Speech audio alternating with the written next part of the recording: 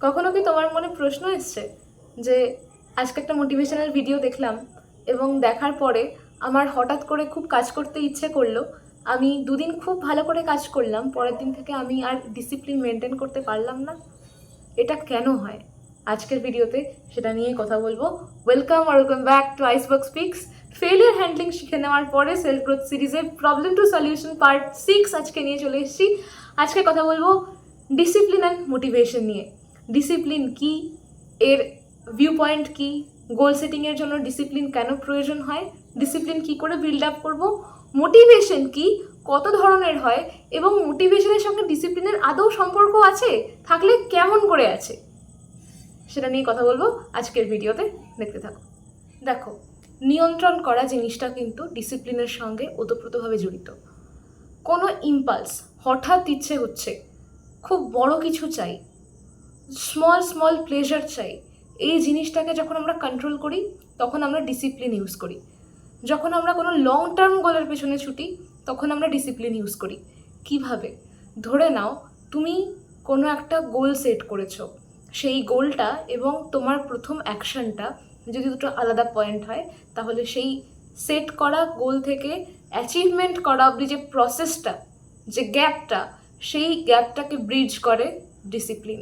এটা কোনো rigid rule follow করা নয় বা নিজেকে পানিশ করাও নয়। ডিসিপ্লিন মানে হলো একটা সিস্টেমেটিক ওয়েতে নিজেকে রেগুলেট করা, নিজের চাওয়া পাওয়া, ইম্পালস, হঠাৎ ইচ্ছেগুলোকে ধীরে ধীরে রেগুলেট করা, যাতে আমরা শেষ অবধি লড়ে যেতে পারি।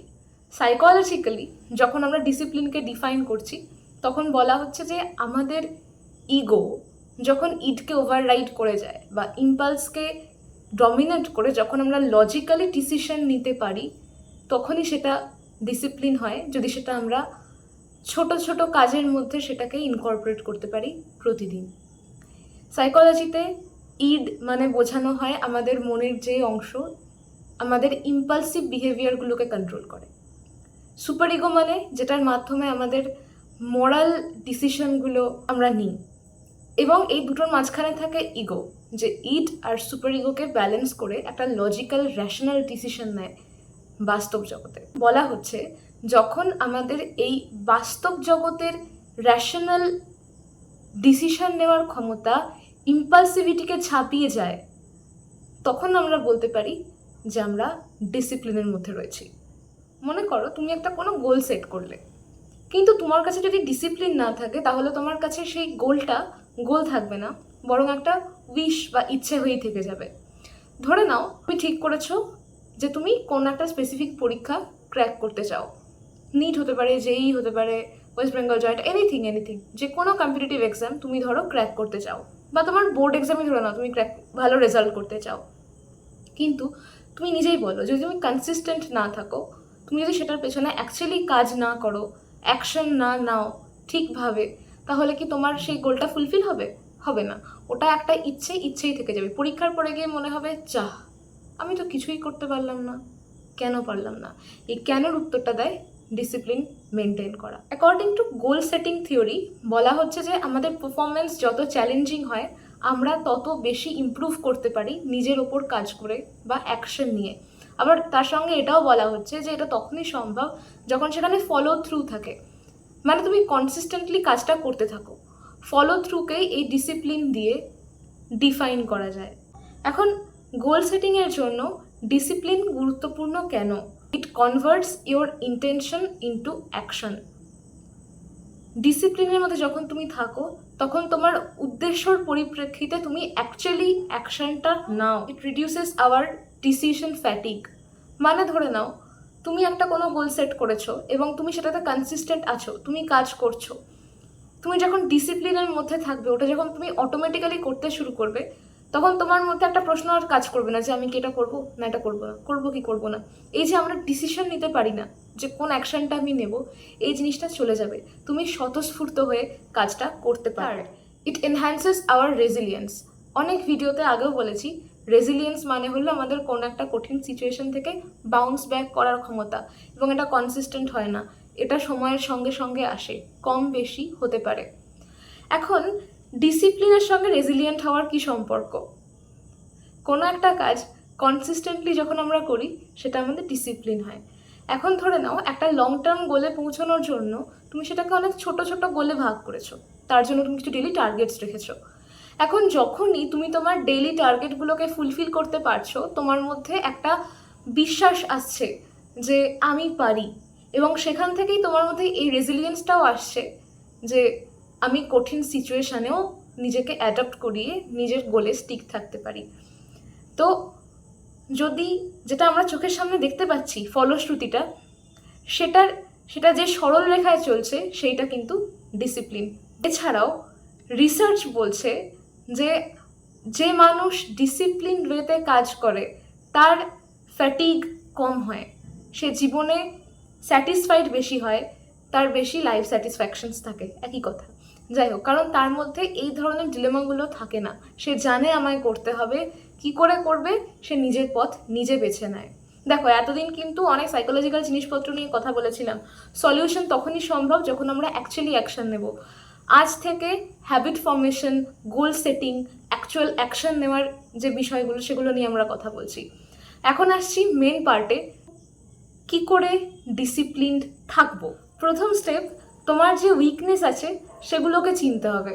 দেখো, SWOT অ্যানালিসিস নিয়ে ভিডিও বানিয়েছিলাম, একদম প্রথম ভিডিও ফাউন্ডেশনের, যে আমাদের স্ট্রেংথ, উইকনেস, অপরচুনিটি, থ্রেট, এই চারটাকে আমরা কি করে খুঁজবো, কি করে বের করবো, ভিডিও দেওয়া থাকবে ডেসক্রিপশানে, দেখবে, তাহলে বুঝতে পারবে। এটা ডেসক্রাইব করছি না, লং হয়ে যাবে।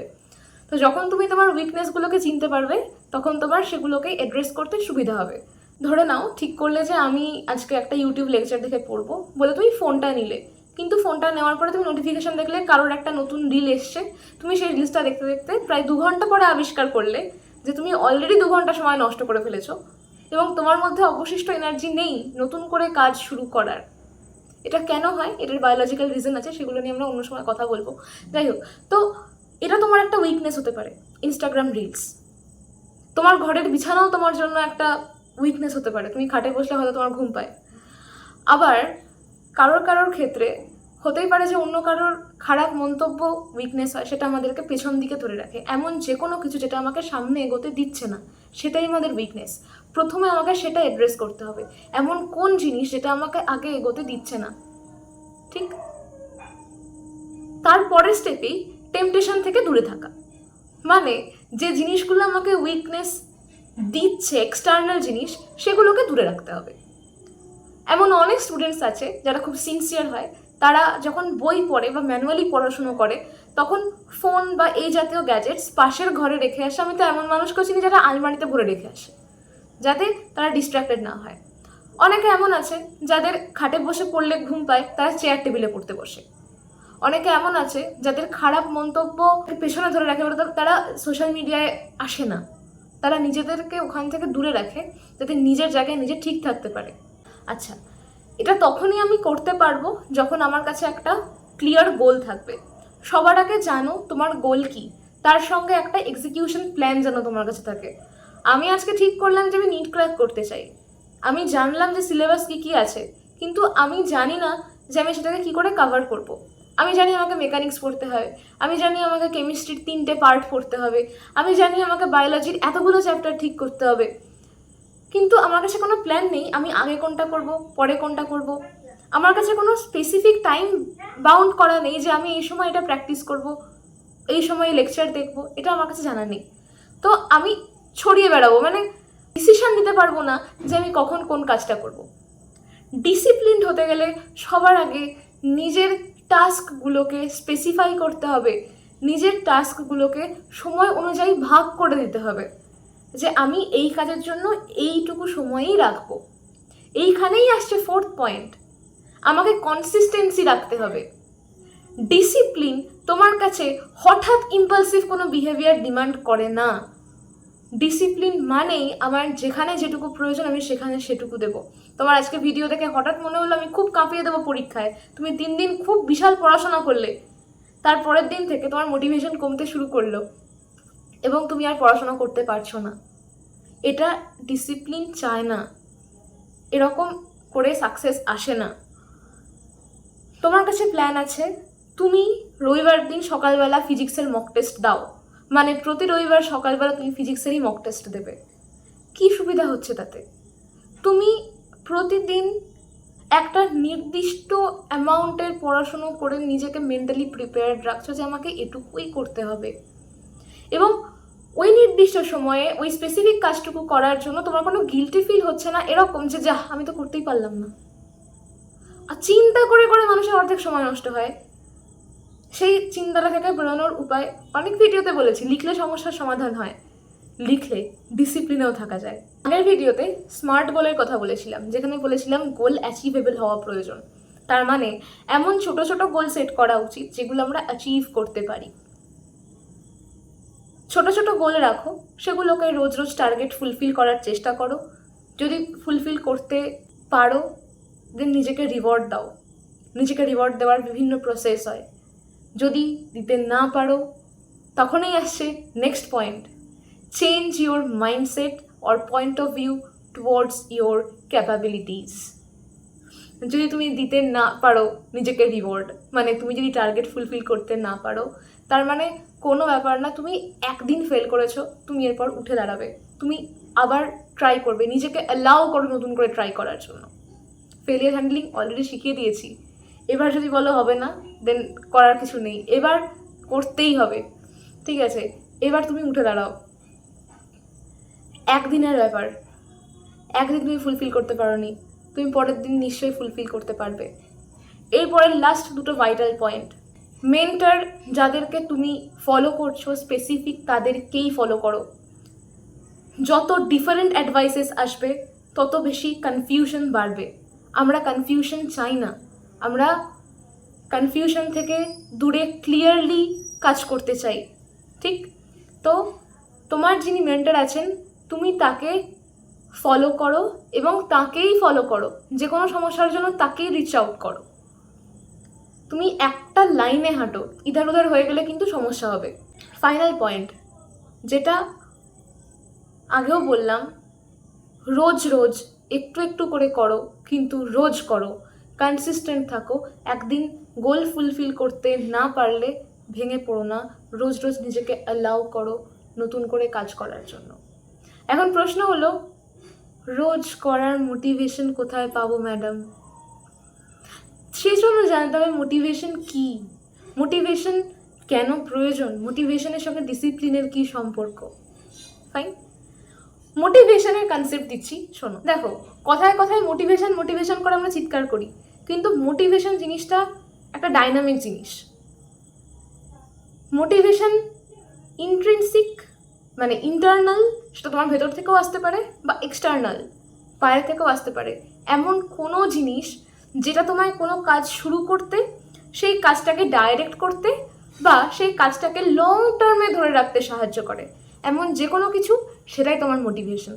সহজে বোঝো, মোটিভেশন দু ধরনের হয়, ইন্ট্রিনসিক, এক্সট্রিনসিক।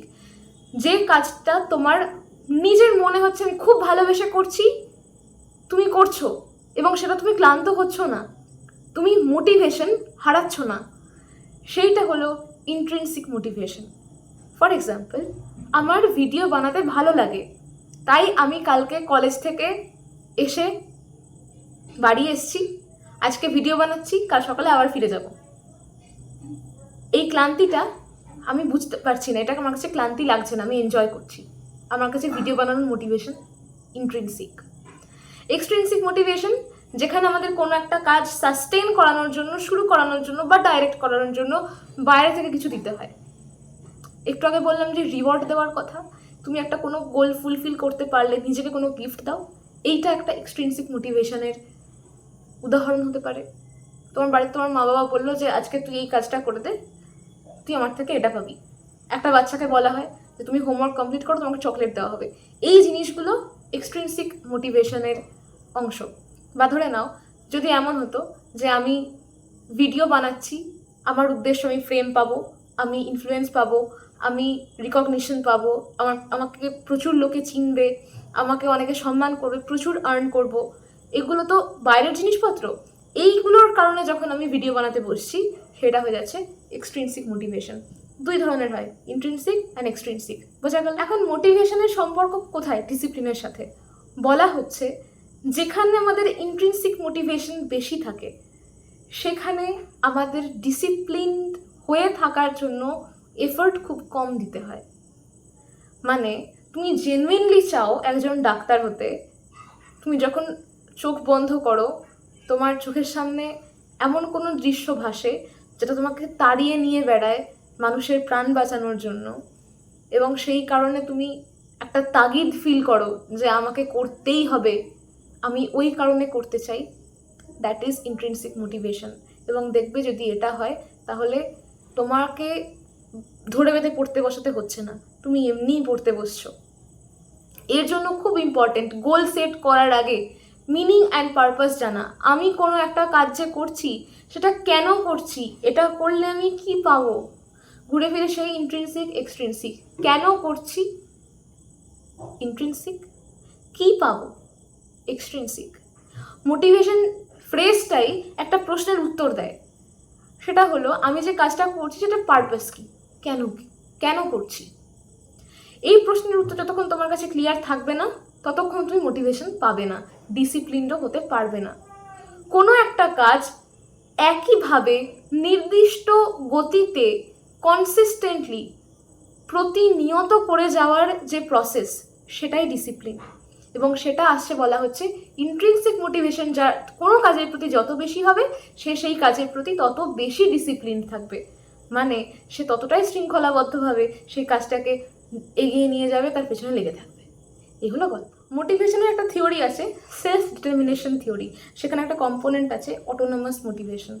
অটোনমাস মোটিভেশন মানে এমন যে কোনো জিনিস যেটা আমার কাছে মিনিংফুল, আমি পারপাসফুলি সেটাকে চুজ করেছি এবং সেটা করার জন্য আমার যে মোটিভেশন ভেতর থেকে আসছে সেটা হচ্ছে অটোনমাস মোটিভেশন।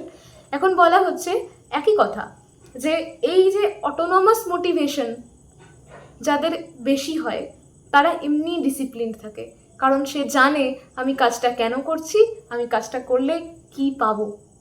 ঠিক আছে, এইটা হচ্ছে ব্যাপার।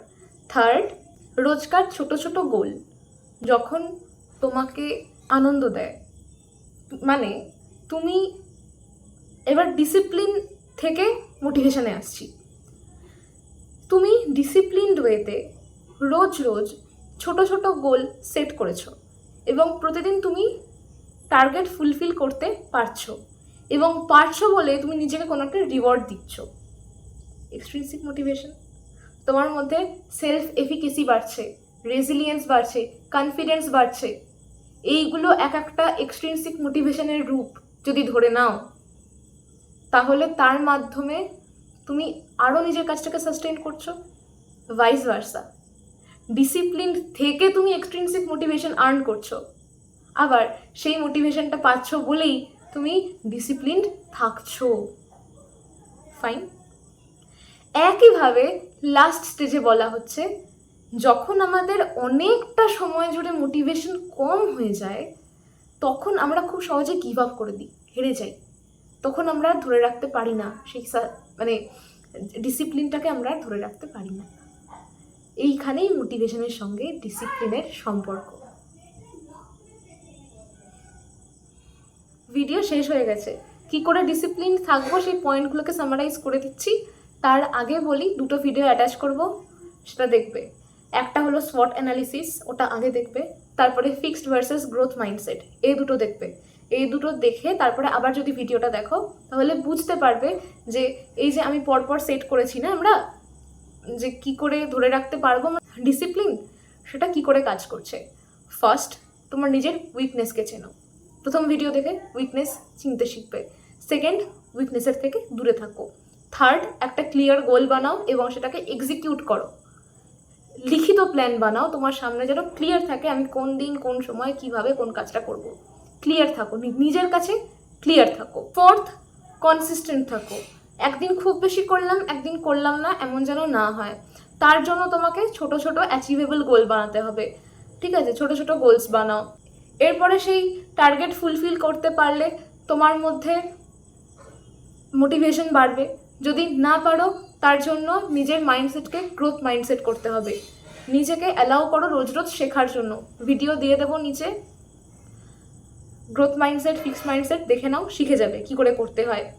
আচ্ছা, এরপরে হলো সবার সব রকম অ্যাডভাইস আমরা নেব না। আমরা এমন কোনো অ্যাডভাইসই নেব যেটা কনসিস্টেন্ট, আমরা কনফিউজ হব না। এবং শেষ সেটা হলো, আমরা যতবার হেরে যাব ততবার নিজেকে ক্ষমা করব এবং আমরা উঠে দাঁড়াবো, নিজেই নিজের পাশে থাকবো। এইভাবেই আমরা ডিসিপ্লিন থাকতে পারি। ঠিক আছে? তুমি যদি নিজের কাছে অনেস্ট হও, শেষ কথাগুলো মনে রাখো, তুমি যদি নিজের কাছে অনেস্ট হও, তুমি যদি তোমার কাজের পারপাস জানো কেন করছো, তোমার গোল যদি তোমার কাছে ক্লিয়ার থাকে, শুধু গোলটা নয়, কেন করছি, কিভাবে করছি, করলে কি পাবো, করলে কোথায় যাব, এইটুকু যদি নিজের কাছে ক্লিয়ার থাকতে পারো, তাহলেই ডিসিপ্লিন থাকবে। সকলে খুব ভালো থেকো, সুস্থ থেকো। আজকের ভিডিও এতটুকুই। বাই।